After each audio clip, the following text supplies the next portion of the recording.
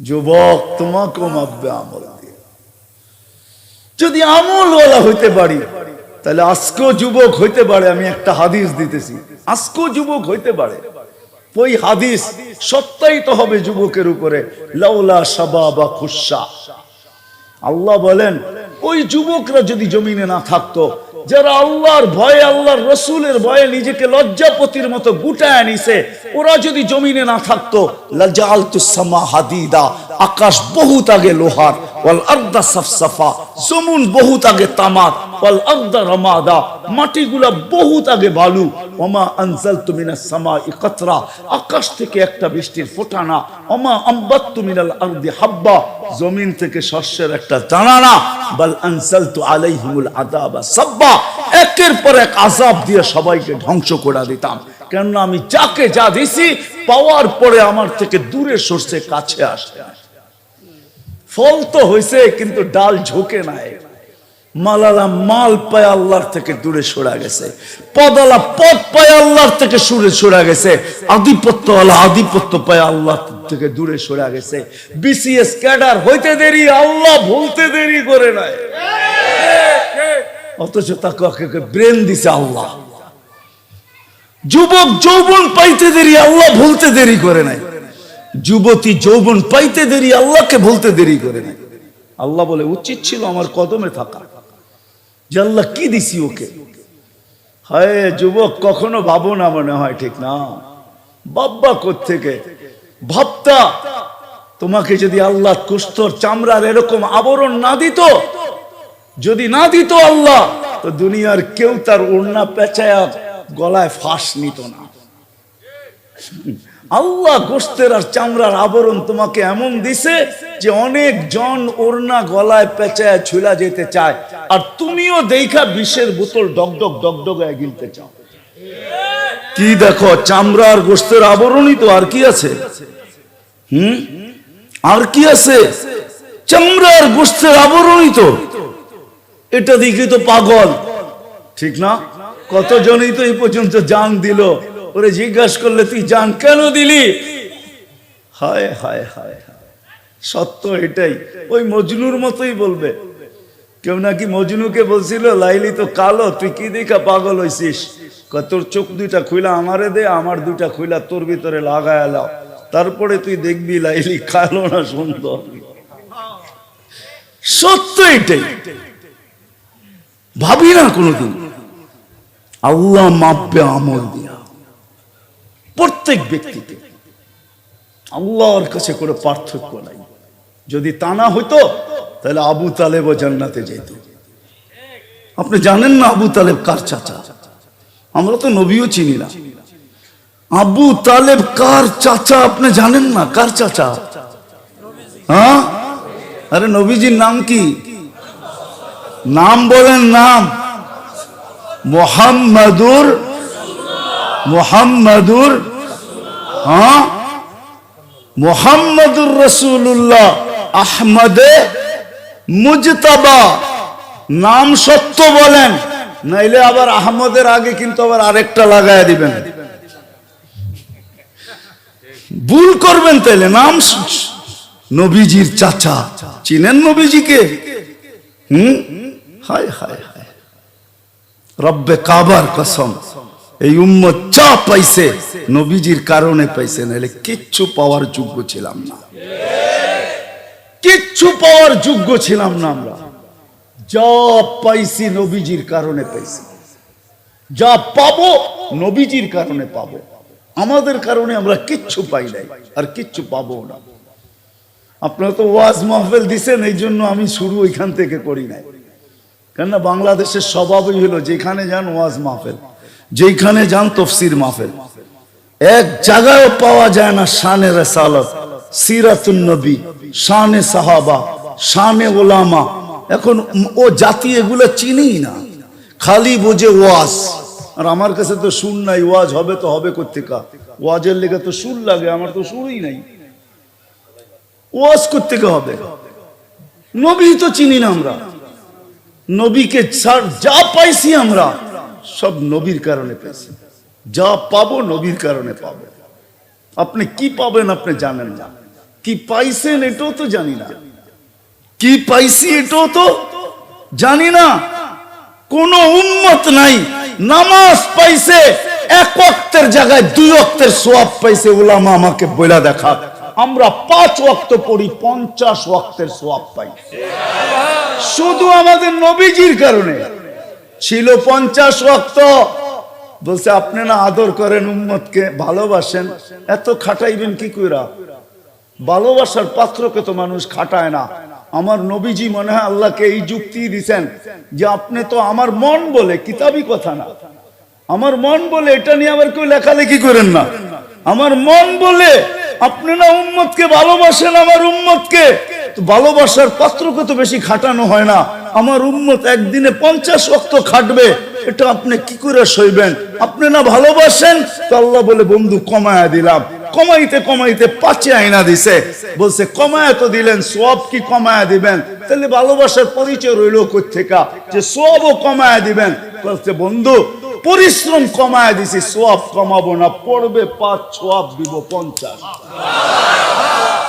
সুবহানাল্লাহ। পড়ে পড়েন, এটাও ভুল, এটাও 50 5 ওয়াক্তের সওয়াব 50 ওয়াক্ত, এটাও কি কি ভুল? জিজ্ঞেস করেন, আমি দলিল দিতেছি। এটাও ভুল, এটাও কম। আল্লাহ মনে হয় ভাবছেন 50 দিলাম, এটা বুঝি কম দিলাম, তাইলে ভালোবাসা বেশি যে ভালোবাসি এটার প্রকাশ পাইলো না। তো বন্ধুকে বইলা দিছে, বন্ধু আপনি বইলা দেন জামাতের সাথে পড়লে আরো 27 গুণ বাড়ায় দিবেন। সত্য তো? কি হাদিস ঠিক আছে? হ্যাঁ, তাহলে কয় গুণ হইলো? হ্যাঁ, আরে না, 10 গুণ তো আগে আছে, আরো 27 গুণ, তো কত হলো? হ্যাঁ, 270 গুণ। 200 কার কারণে পাইছেন? নবীর কারণে পাইছেন। নবীজির কারণে এক বেলা পড়বেন, 227 বেলার সওয়াব পাবেন। 5 বেলা পড়বেন, এবার 5 দিয়ে পূরণ করেন 227, 70 কে। রমজান হইলে তো কথাই নাই। এরকম রমজান পাইছেন কোন উম্মত পাইছে কিনা বলো? কুরআন তো বলে কুতিবা আলাইকুমুস সিয়াম কামা কুতিবা আলাল্লাযিনা মিন ক্বাবলিকুম। তোমাদের পূর্বেও রোজা ছিল, এখনো রোজা আছে। ইহুদিরা এখনো রোজা থাকে, খ্রিস্টানরা এখনো রোজা থাকে, কিন্তু আপনার আমার রোজার মতো না। 1 ফরজ, 70 ফরজ। রমজানের বাহিরে সিরিয়াল আছে, কাতার আছে, অনেকগুলা নফল আছে, মুস্তাহাব আছে, সুন্নত আছে, মুআক্কাদা আছে, জায়েদা আছে, ওয়াজিব আছে। এটা রমজানের বাহিরে। রমজান আসতে দেরি, ভালোবাসা এতটুক, এতগুলা লাইন রাখা, এতগুলা কাতার রাখা যাবে না, এতগুলা সিরিয়াল রাখা যাবে না, এতগুলা লাইন রাখা যাবে না। তো লাইন কয়টা? আল্লাহ বলে একটা, সব ফরজ। আল্লাহ ফরজ কয়টা? আরো আগে 70 গুণ আগে চলে যাবে। এক কাতারে দাঁড় করায় দিছে। নবীর কারণে পাইছেন 1 মাস 70 মাস। কয় মাস? হ্যাঁ, আমি তো এই জন্য বলি আমার জাতি যদি 1 মাস কোমর কাছা দিয়ে আল্লাহকে ইবাদত করত, সুফি সদ 1 মাস, সুফি সদ যদি করতো 100-তে 100, তাইলে 1 মাস যাওয়ার পরে বলতে পারতো আল্লাহ 1 মাস তো 70 মাস ছিল, 12 বাদ দিয়া দেন, তারপরে তো 58 আমার কাছে আছে বেশি। কি 58 বেশি আছে না নাই? 1 মাস কয় মাস? হ্যাঁ, আমার জাতি তো 1 মাসও কোমর কাছে ইবাদত করে নাই। এইখানেও তো পাওয়া যাবে রমজানে পুরা রমজান রোজা রাখ, নামাজ পড়ে নাই, 5-6 দিন পড়ছে আর পড়ে নাই। 1 মাস যদি পুরা পড়তো, 70 মাস দিয়েও আল্লাহ মনে হয় কম দিছেন, আবার নিজেই বাড়ায়া দিছেন। লাইলাতুল কদরি খায়রুম মিন আলফি শাহর। বন্ধু 70 কম দিয়া ফেলছি মনে হয় আপনার উম্মতকে, আরো 1000 মাস যোগ করে নিতে বলেন। হায় হায়, নবীর কারণে। আল্লাহ যদি আমলের পাল্লা ছাড়া অন্য কিছু দিয়ে মাপতেন, তাহলে যেই নবীর হাতের ছোঁয়া পাইলে দুনিয়ার আগুন সুতা জ্বালানোর ক্ষমতা রাখে না, সুতা জ্বালানোর। আনাস ইবনে মালিক রাদিয়াল্লাহু তাআলা আনহুর দস্তরখানে আল্লাহর রাসূল খাওয়ার পরে হাত মুছছিলেন। উনি উনার জীবনভর কোনোদিন ওই দস্তরখানকে পানি দিয়া পরিষ্কার করেন না, আগুন দিয়া করতেন। ময়লা খায়া ফেলতো আগুন, উনি বাহির করে ঝাড়া দিতেন, ফকফকে হয়ে যেত। একটা সুতা পড়ানোর ক্ষমতা ছিল না। সবাই জিজ্ঞাসা করছে, আনাস এই জাদু কোত্থেকে শিখলে? বলছে এটা জাদু না, এটা মুহাম্মদুর রাসূলুল্লাহর হাতের ছোঁয়া। অথচ আল্লাহর রাসূল আবু তালেবকে নিজের হাতে কবরে নামাইছেন, চাচাকে নামায় একটা চিৎকার দিছেন, আম্মি আম্মি মা তারাক্তালি সাবিলা। চাচা আমার জন্য কোনো রাস্তা রাখলেন না, যদি রাস্তা রাখতেন তো আমার হাতের ছোঁয়াই আপনার জন্য যথেষ্ট ছিল। যদি রাস্তা রাখতেন আমার হাতের ছোঁয়াই যথেষ্ট ছিল। নবীর পিঠের ছোঁয়া পাইছিল খেজুর গাছ। হায় মেম্বরে পা রাখতে দেরি, খেজুর গাছের চিৎকার বাহির হইতে দেরি হয় নাই। বাচ্চার কি কাঁদে, এর চেয়ে বড় চিৎকার দিয়া কাঁদতেছিল। আল্লাহর রাসূল বলতেছিল, ওকে আমি মেম্বরে পা দেওয়ার কারণে ও আমার পিঠের ছোঁয়া পাইতেছিল, ধন্য হইতেছিল। ও পিঠের ছোঁয়া না পাওয়ার কারণে ও ভাবছে আমি বুঝি ধন্য হওয়ার থেকে হারায়া গেলাম, এই জন্য কাঁদতেছে। তো সান্ত্বনা দিছেন, তোকে জান্নাতে নিয়ে যাব, তুই খেজুর দিবি, আমি মজা করে খাবো, তোর সাথে ওয়াদা করলাম, কাঁদিস না। যার পিঠের ছোঁয়া পাইল আবু তালেবকে আল্লাহ মাপতেন না। না না, রব্বে কাবার কসম, দুনিয়ায় মাপার ফিতা হাজারো আছে, স্কেল হাজারো আছে, সিস্টেম হাজারো আছে, আমি মানি। কিন্তু আল্লাহর কাছে যিনি আমাদেরকে অস্তিত্ব দিয়েছেন, আবার যার কাছে চলে যেতে হবে, ওনার কাছে মাপার স্কেল একটাই, উনি আমল দিয়া মাপবে না, বংশ দিয়া মাপবে না, সোসাইটি দিয়া মাপবে। যদি বংশ দিয়া মাপতেন, হায় হায় হায় হায়, তাইলে কুরাইশি একজনেরও জাহান্নামে যাওয়ার সুযোগ ছিল না। আরে কুরাইশি বাদেই দিলাম, হাশেমি একজনও জাহান্নামে যাওয়ার সুযোগ ছিল না। যদি সোসাইটি দিয়া মাপতেন, তাইলে আবু জাহেলেরও জাহান্নামে যাওয়ার সুযোগ ছিল না। কারণ আবু জাহেলের বাড়িটা এখনো হাজিরা হজে গেলে, উমরায় গেলে সবাই দেখা আসে আবু জাহেলের বাড়িটা কোথায় এখনো রাখা। যদিও এটা বাথরুমে রূপান্তরিত হয়েছে, পেশাব না এলো না আসলো, যুবক হোক আর বৃদ্ধ হোক, যখন শুনে এটা আবু জাহেলের বাড়ি ছিল, তো বৃদ্ধ বহুত দূর থেকে লুঙ্গি উঠাইতে উঠাইতে যায় আর বলে, যদি জিজ্ঞাসা করে এত তাড়াতাড়ি এখন না পেশাব করে আসলেন? তুমি যেটা দেখাইছো এক ফোঁটা কপালে না দিয়া আসলে মনটা ঠান্ডা হবে না, আমি কমসে কম এক ফোঁটা কপালে দিয়া যেতে চাই। ওর বাড়িটা আল্লাহর ঘরের সাথে লাগানো। এগুলো অ্যানালাইসিসের জন্য আল্লাহ রাখছেন, বুঝানোর জন্য। আসেন আসেন, আমল দিয়ে আমাদের জিন্দেগি আল্লাহ আমাদেরকে আল্লাহ তুলবেন, মাপবেন, মূল্যায়ন করবেন। ফেরাউনের কৃতদাসীকে আল্লাহ এখনো মূল্যায়ন করতেছেন। কিয়ামতের সকাল পর্যন্ত সুগ্রাণ বাহির হবে। অ্যাড্রেস নিয়ে যান, ডেলি হাজারো মানুষ যায়, আপনিও যেতে পারবেন, কোনো অসুবিধা নেই। হাজারো মানুষ যে ওই কবরে ঢোকে আর ঘ্রাণ নিয়ে বাহির হয়ে চলে আসে, আপনিও পারবেন। ফেরাউনের স্ত্রী এখনো জান্নাতে, অলিমা হয়তো আমরা খাওয়ার সুযোগ পাবো ইনশাআল্লাহ। আমাদের নবীজির সাথে যখন আল্লাহ বিয়া পড়াবে তিনজনের, তো কিছু না কিছু তো খাওয়াবে। খেজুর ছিটাইলেও তো ছিটাবে না, ছিটাবে না? কি কোন হুজুর? হ্যাঁ, বিয়ার সুন্নত তো কমসে কম খেজুর ছিটানো। তিনজনের বিয়ে তো আল্লাহ পড়াবে আমাদের নবীজির সাথে। ইমরাতু ফিরআউন, উম্মা ঈসা মারিয়াম, আর উখতা মুসা কুলসুম, মুসা আলাইহিস সালামের বোন কুলসুম, ঈসা আলাইহিস সালামের আম্মা মারিয়াম আলাইহিস সালাম, আর ফেরাউনের স্ত্রী আসিয়া। এই তিনজনের বিয়ে হবে ইনশাআল্লাহ জান্নাতে আমাদের নবীজির সাথে। তিনজন আমাদের নবীজির স্ত্রী হবে, আর আমরাও তো ইনশাআল্লাহ জান্নাতে থাকবো। আল্লাহ কিছু খাওয়াক আর না খাওয়াক, সুন্নত হিসাবে তো খেজুর দিবে। ওই খেজুরের মজাই অন্যরকম হবে, ঠিক না?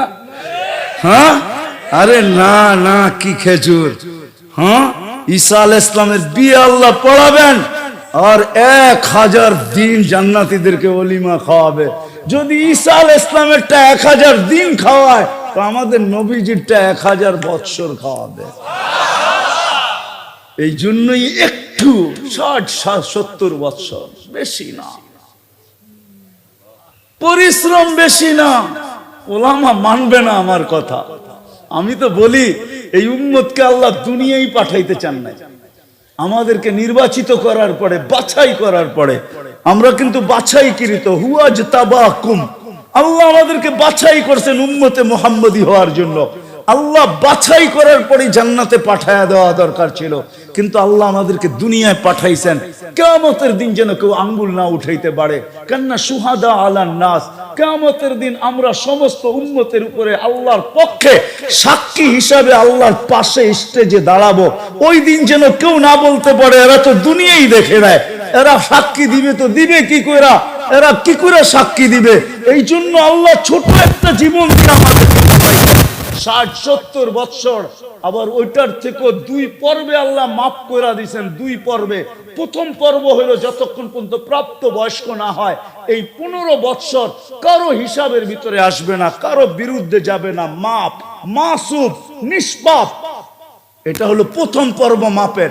দ্বিতীয় পর্ব, আমরা 24 ঘন্টা যতক্ষণ ঘুমায় থাকি কলম উঠায় ফেরেশতা বসা থাকে, রুফিয়াল কলম আনিন নাইম হাত্তা ইয়াস্তাইকিদ, যতক্ষণ পর্যন্ত ঘুমের থেকে না উঠবে কলম আমার বিরুদ্ধে কিচ্ছু লিখবে না, পক্ষে। 2 পর্বে আল্লাহ আমাদেরকে মাফ করে দিয়েছেন, আর রইল তো রইল কতটুকু। এই জন্যই আমি বলি আল্লাহ অল্প সময়ের জন্য পাঠাইছেন, শুধু প্রমাণ দাঁড় করানোর জন্য। যদি কেউ আঙ্গুল উঠায় এরা সাক্ষী হলো কি করে, এরা তো দুনিয়াই দেখে নাই, তো আল্লাহ পা উঠায় দিয়ে দেখায় দিবে, দেখ এখনো পায়ের নিচে দুনিয়ার মাটি লাগানো আছে, এরা দুনিয়া দেখা আসছে, পাড়ায় আসছে দুনিয়া। এই জন্য আমাদেরকে দুনিয়ায় পাঠাইছেন, নাইলে এই উম্মতকে পাঠাইতেন না। আবার কখনো প্রোগ্রাম করেন ওরকম শোনা যাব না, আজকে যতটুক শুনাইলাম আসেন। আর আমলের ভিতরে সবচেয়ে মাতৃকুলেই তো ইমান নিয়ে আসছে। মুসলমানের ঘরে আল্লাহ অস্তিত্ব দিয়েছেন, আসতে দেরি, আজান একামত কানে আসতে দেরি হয় নাই। ইমান আল্লাহ দিয়েই পাঠাইছেন, ইমান আমাদের ভিতরে আছে। আমি স্বীকার করি, চাই সেটা অল্পই হোক, মোমবাতির মতো টিল নিবু নিবু হোক, আমি বিশ্বাস প্রত্যেক মুসলমানের দিলের ভিতরে ইমান আছে। ইমানের পরে সবচেয়ে বড় আমল যেটা, সেটা হলো 5 ওয়াক্ত নামাজ। আজকের থেকে যদি আমরা অঙ্গীকার করি যে আজকের থেকে কোন অবস্থায় যেখানে থাকি ওইখানে দাঁড়ায় যাব, ফ্যাক্টরিতে আসি তো ফ্যাক্টরি, দোকানে আসি তো দোকান, হাটে আসি তো হাটে, বাজারে আসি তো বাজারে, রোডে আসি তো রোডে। আর বাংলাদেশের মতো দুনিয়াতে কোনো দেশ নাই যেখানে কদমে কদমে মসজিদ। আমি ঘুরে বলতেছি, আল্লাহ তো আমাকে কম দেখান নাই, 7 মহাদেশ দেখা ফেলছি, আরেকটা নতুন হইলে হয়তো যেতে হবে, কিন্তু পুরান সবকটা দেখা শেষ। 7 মহাদেশ তো দেখা ফেলছি। মহাদেশ বলবে এই লোকটা আমার কাছে আসছিল, শুধু মহাদেশ বলবে না, মহাদেশের আকাশও বলবে আমার উপর দিয়ে উড়া গেছিল। আল্লাহ 7 মহাদেশ দেখায় ফেলছে। বাংলাদেশের মতো মসজিদ দুনিয়ার কোথাও নাই। হ্যাঁ হ্যাঁ, সত্য এটাই। বাংলাদেশের মতো দুনিয়াতে, বাংলাদেশের মানুষের মতো মানুষ কোথাও নাই। আমার তো মনে চায়, আমি পারি না, আপনাদের পায়ে চুমা দিতে মনে চায়। দুনিয়া ঘুরার পরে, এর আগে না, ওলামা আমাকে কি বলবে না না বলবে আমি জানি না, এরকম আশেক আল্লাহ দুনিয়ার কোথাও আমি পাই নাই। কোন সামিয়ানা নাই, নিচে শুধু চাটাই পর্যন্ত নাই, মাটিতে লেপটি পাইতা বৈশা আল্লাহ আল্লাহ রসুলের কথা এতক্ষণ শোনে, দীর্ঘ রাত পর্যন্ত শোনে, ফজর পর্যন্ত শোনে, সারা রাত্র শোনে। এরকম দুনিয়ার কোন দেশ পাই নাই আমি। এশারের পরে আধা ঘন্টা কাউকে বসানো যায় না। আমাকে বুঝাইতে হবে না, আমি দুনিয়া ঘুরা বলতেছি, মিডিয়া দেখা বলতেছি না, আমি তো চোখে দেখা বলতেছি। আল্লাহ আমাকে নিয়ে গেছেন, কম তো দেখি নাই দুনিয়া, তাহাদিসে নেয়ামত বলতেছি। 99টা দেখা শেষ, কালতে 1 রান বাকি সেঞ্চুরি হওয়ার জন্য দোয়া করেন। কখনো সুযোগ হইলে ওই রান পিটায় আনি বলে ইনশাআল্লাহ। আবার হইতে পারে এক বলে 6 রানও হইতে পারে, আছে আমাদের সিস্টেম আছে। 1 সফরে 5টাও হইতে পারে। 2008-এ 1 সফরে আমার 25 দেশ হয়েছে, এন্টার ইউরোপ আমি সফর করছি 2008। এরকমও তো হইতে পারে। দোয়া করেন, বাংলাদেশের মানুষের মতো ভালো মানুষ আমি দুনিয়ার কোথাও পাই নাই। এই জন্য বলতেছি, আমার মনে চায় আপনাদের পায়ে চুমা দিই, এরকম আশেক আমি কোথাও পাই না। আল্লাহ আল্লাহ রসুলের কথা শুনে এরকম কোথাও পাই নাই। আমার মনে হয় এই জন্যই আমাদের দেশটা বেঁচে আছে। দুনিয়া যতই বিপর্যয়ের কথা বলুক না বাংলাদেশ নিয়ে, আমার বিশ্বাস এই বাংলাদেশের পরিধিটা ওই দেওয়াল যেটাকে কখনো ব্যাত করা যায় না। বল দেওয়ালে মারলে যেরকম পিছে রিপিট হয়, কোন বিপর্যয় এই দেশের সীমানার ভিতরে ঢুকলে এটা হয়তো রিপিট হবে, নাইলে ডাইনে বামে যাবে। আমার বিশ্বাস, আমার কাছে প্রমাণ আছে, প্রমাণ দিয়া বলবি, কোরআন হাদিসের না বাস্তব প্রমাণ দিয়া বলবি। করোনা যখন আসছিল সারা দুনিয়া চিৎকার দিছে, এর সাথে সাথে আমাদের দেশের কিছু মানুষের সুর মিলাইছে, তাল মিলাইছে। এমন বিপর্যয় হবে বাংলাদেশে, দাফন করার মতো লোক পাওয়া যাবে না। যখন করোনা চলে গেছে সারা দুনিয়া বলতেছে তোরা এটাকে প্রতিরোধ করলি তো করলি কি কইরা। সারা দুনিয়ার ভিতরে করোনা প্রতিরোধ করার ভিতরে বাংলাদেশের নাম WHO তে 1 নম্বরে। ওরা আজ পর্যন্ত খুঁজতেছে কি দিয়ে প্রতিরোধ করলো। আমার মনে চায় যে বইলা দিতে যে আমাদের গ্রাম দেশে যারা ফার্মেসি চালায় ওদের কাছে গেলে ওষুধ পাইবা যে ওরা কি দিয়া প্রতিরোধ করছে। কেননা গ্রাম দেশের ফার্মেসিওয়ালাদের ওষুধ দিয়ে প্রতিরোধ হয়ে গেছে, ঠিক না? কি বলেন? সত্য তো? হ্যাঁ, গেছে কইছে কাউকে বলিস না, দিয়া দিলাম খায়াল ভালো হয়ে যাবি। বললেই বলবে করোনা, বললেই বলবে টেস্ট করাও, টেস্ট ফেস্ট লাগবে না, ভালো হয়ে গেছে আলহামদুলিল্লাহ সারা দুনিয়ার ভিতরে। তাইলে এর চেয়ে বড় প্রমাণ কি চান? 7.8 ভূমিকম্প আইসা তুর্কিকে শোয়া রেখা গেল। আমাদেরকে এর আগে 2013 তে 31st নাইটের পরের দিন 7.8 ভূমিকম্প ঢাকায় আসছে, কিচ্ছু হয়নি। কি মনে আছে? কিছু হয়েছে?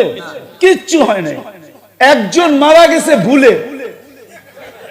হ্যাঁ হ্যাঁ, মনে হয় বোঝেন নাই, ও নিজে নিজে জানলা দিয়ে লাফ দিয়ে মরছে, ও ভুলে মারা গেছে, কিচ্ছু হয় নাই। যদি গ্রিনিশ বুকে নাম লেখাইতে হয় তাহলে এটা লেখানো যায় যে 7.8 ভূমিকম্প আসলো, কিচ্ছু হইল না। বাংলাদেশের পরিধিটা হইল ওই দেওয়াল যেটাকে ভেদ করা যায় না। হ্যাঁ, বুলবুল বুলবুল নিয়ে আসছিল মহা বিপদ সংকেত, ঠিক না? কি মানে কিয়ামত। আবহাওয়াবিদদের কাছে 10-এর উপরে কোনো নাম্বার নাই, কিন্তু জিজ্ঞাসা করেন লাস্ট নাম্বার 10, ওটা বুলবুলের সময় ছিল। আপনি তো ডাঙ্গায় ছিলেন, আমি তো যেখান দিয়ে বুলবুল ঢুকছে ওইখানে ছিলাম। ওই রাত্রে আমি পাথরঘাটা ছিলাম, আমি সারা রাত্র বুলবুল দেখতেছিলাম, পর কত লম্বা, লেজ কত লম্বা। আমি সকালে ঢাকা আসছি এখান থেকে গাড়ি নিয়ে, পাথরঘাটার থেকে বামনার থেকে আসছি আমি সকালবেলা গাড়ি নিয়ে বাহির হয়েছি। সারা রাস্তায় দেখছি কিছু কলা গাছ পড়া আছে, আর কিচ্ছু হয় না। বাংলাদেশের পরিধি ওই দেওয়াল, কোন বিপর্যয় এটাকে ভেদ করতে পারবে না ইনশাআল্লাহ।